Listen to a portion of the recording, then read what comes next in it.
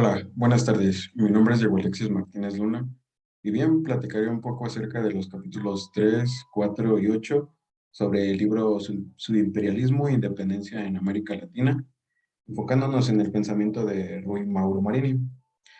El tema de importancia central en la economía política mariniana, pues es el subimperialismo, que presenta dos dimensiones, la economía y la política.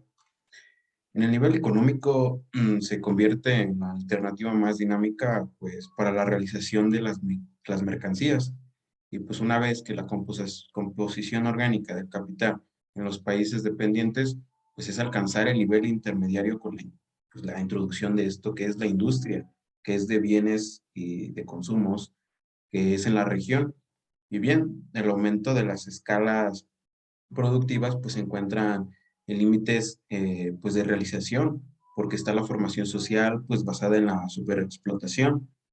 Pues estos límites pueden ser sobrepasados solo parcialmente pues con la transparencia de ingreso hacia los segmentos de santuario.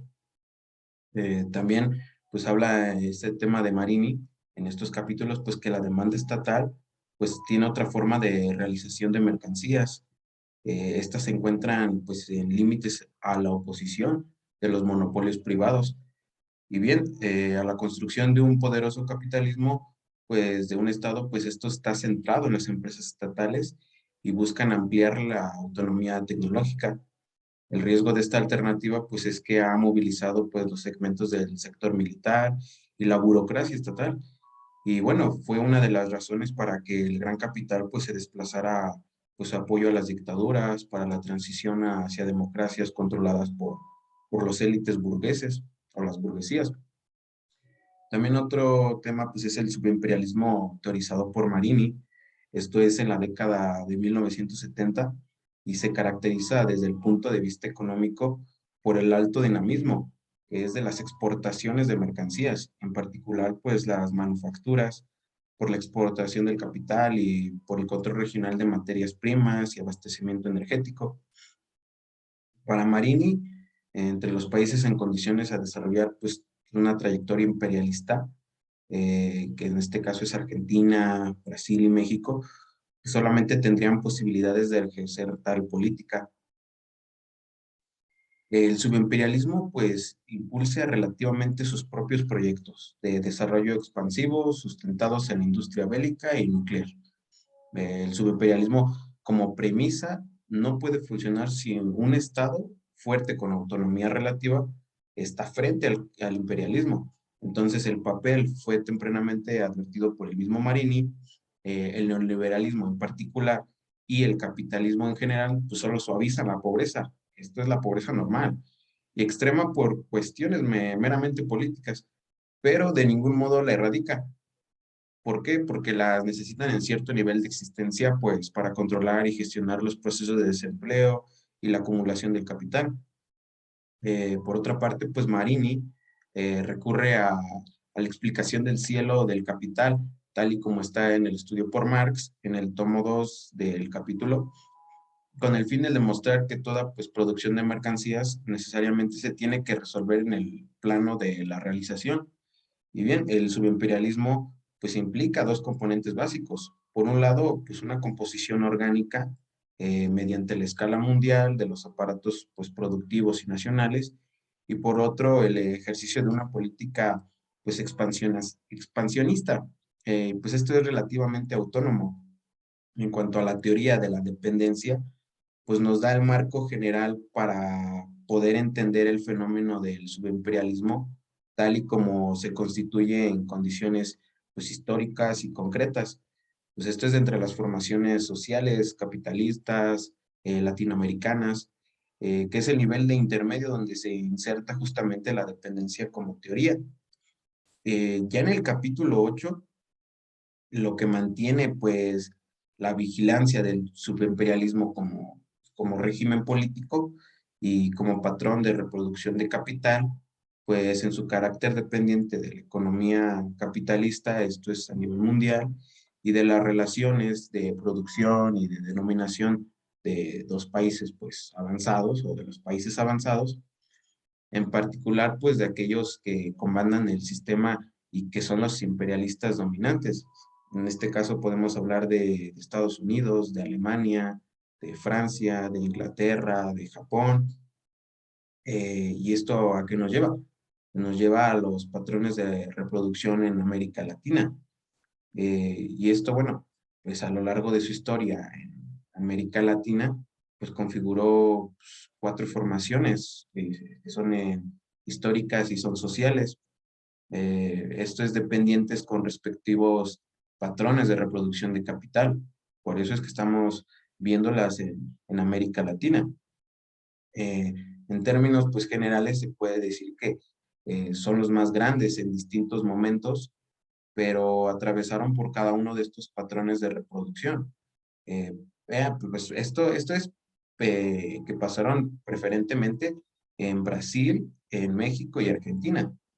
Y ya en menor medida pues fueron Chile, Colombia y Perú. Sin embargo, pues estos patrones pues siguen en reproducción, o sea, no es de que se vayan, sino que siguen en América Latina. Entonces, pues ya en el proceso de industrialización, que pues, fue el más avanzado y prolongado de América Latina, pues comenzó pues, a mostrar signos de agotamiento. A partir de la segunda mitad de la década de los 90, que fue del siglo pasado, pues a diferencia de la mayor parte pues, de los países dependientes y subdesarrollados, pues, solo algunos como Brasil, en América Latina, pues poseen las condiciones económicas. Esto es no nada más económicas, sino que también existen las sociales y las políticas, y tanto también existen las militares. Y esto es para lograr, pues, paliar sus dificultades internas mediante pues una apreciable expansión hacia el exterior en términos esto es de inversiones productivas en el sector, pues, que sean estratégicos de las economías en las que se vayan a intervenir. Entonces, el apoyo, pues, incondicional que a estas empresas les proporciona el mismo Estado, pues, garantizan, pues, que esta expansión se mantenga. Entonces, las dificultades que se pueden experimentar, por así decirlo, pues como dijimos, pues de ninguna manera pues contravienen las tendencias expansionistas pues del capitalismo. Esto es subimperialista, tanto a nivel regional como en otros países.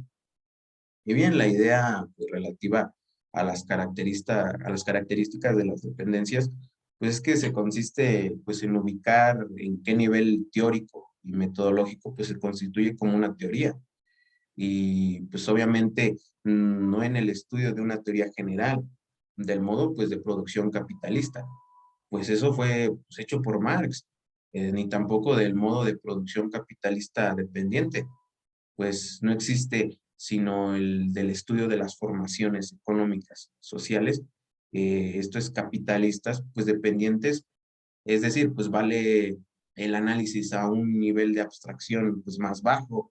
Esto es capaz de captar la combinación específica de los modos de producción, que esto es que están en América Latina bajo una hegemonía del capitalismo. Es pues discutible la última frase a la combinación de los modos de producción, que es a la combinación de los modos de producción. Dado que si bien es cierto que en el pasado existían pues, estructuras precapitalistas de producción, pues sin embargo el capitalismo pues, se desarrolló en América Latina en escala pues ampliada a partir de la expansión de los centros avanzados, esto es del capitalismo, que de una u otra forma pues subordinaron a las formaciones y sistemas productivos capitalistas y bien, pues constituyéndose de esa forma, pues estructuralmente el atraso y, por así decirlo, el subdesarrollo de la región. Y bien, dejando al lado pues este tema que pues, no se abordó en anteriores capítulos, como fue el uno y el 2, pues lo importante es destacar es el nivel, por así decirlo, intermedio en que se construye la teoría de la dependencia. Esto es con las armas teóricas, metodológicas del marxismo y de la teoría del imperialismo, además de las propias que se agregan. Entonces, la especificidad de las formaciones latinoamericanas en los procesos de constitución, pues de sus mismas sociedades, pues son clases sociales, formas de producción, de vida y de trabajo. Entonces, así como sus territorios y sus estados de nación, pues son especificadas que agregan elementos y son configuraciones estructurales y pues eso hace complejas hacia la diversidad. Entonces, con estos dos, podemos decir que con el discurso que nos está dando Marini, pues articula dialécticamente la noción de la dependencia con el imperialismo. Pero esto es que sin romper su unidad, pues esto no se puede romper. Entonces, pues para la teoría de la dependencia, en la medida en que pues uno y otro se fue como un fruto del desarrollo del capitalismo, esto es a nivel mundial, el imperialismo pues no es algo externo a la dependencia. Al contrario, el imperialismo permanece. Toda la economía y la sociedad pues son dependientes, pero eso sí, pues son representados en un factor pues constitutivo de sus propias estructuras socioeconómicas de un Estado, de su propia cultura, pues asumir esa perspectiva de análisis, pues abre pues nuevas perspectivas a los estudios históricos y tanto sociológicos en América Latina, pues es con esto que es lo que nos hace sentir Marini, en lo que nos está reflejando en estos capítulos. Y bien, como lo había mencionado, eh, el tema de la importancia, pues es esto, el subimperialismo, que veamos esa disponibilidad del ingreso para el consumo, que no es garantía de que el consumo realmente ocurra. Una vez que la mercancía debe representar pues, un determinado valor, pues, ¿para quién? Para que lo compren. La demanda estatal, pues, es otra forma de realización de mercancías. Entonces, pues, aquí es donde se encuentran los límites en la oposición de los monopolios. Estos son privados de la construcción y tienen un poderoso pues, capitalismo de un propio Estado. Y bien, pues el riesgo, pues ya lo vimos, es en cuanto al sector militar, pero pues seguimos viendo esos capítulos. La verdad fue un capítulo un poco pesado, por así decirlo, porque vienen muchos temas a desarrollar, pero la verdad pues me gustó mucho leer esos capítulos. Sin embargo, en el capítulo 7 sí hubo un poquito de muchas alternativas que pues quisiera recabar a lo largo de la historia que se va manejando con Marini. Y bien, el autor ahorita pues sí nos interpretó muchos conceptos a aclarar. El más importante para mí pues fue el subimperialismo, también junto con las ideológicas que pues afirman sobre el subimperialismo y también pues asimismo las teorías, yo creo que del imperialismo, pues sí nos permite comprender los fundamentos teóricos, pero la verdad pues es cosa de seguir leyendo este capítulo y bueno, ya a lo mejor en el capítulo que sigue, que es el 9 y el 10 pues ya a lo mejor se van a manifestar a lo mejor otros conceptos y pues ya dependiendo en cuanto a Marx y a Engels, que también fue en el manifiesto pues comunista, pues también se revoluciona por así mismo. Por eso pues no se puede entender al imperialismo y esto es en comienzos del siglo XXI. Entonces, pues es donde se impulsa pues, relativamente pues esos proyectos donde se van a desarrollar y donde la industria pues, se maneja. Entonces, el imperialismo, pues ese es el objetivo, era describir el imperialismo. Eso es todo. Eso es en cuanto a la estructura. Y bien, pues sí, la teoría nos dice los fundamentos también materiales y políticos. Y bueno, pues ya a lo largo de este libro, pues vamos a seguir recabando pues estas informaciones y irlas pues sintetizando, por así decirlo. Y ya a lo largo del término de cada capítulo, pues estaremos haciendo pues, estas actividades y irlas desarrollando poco a poco.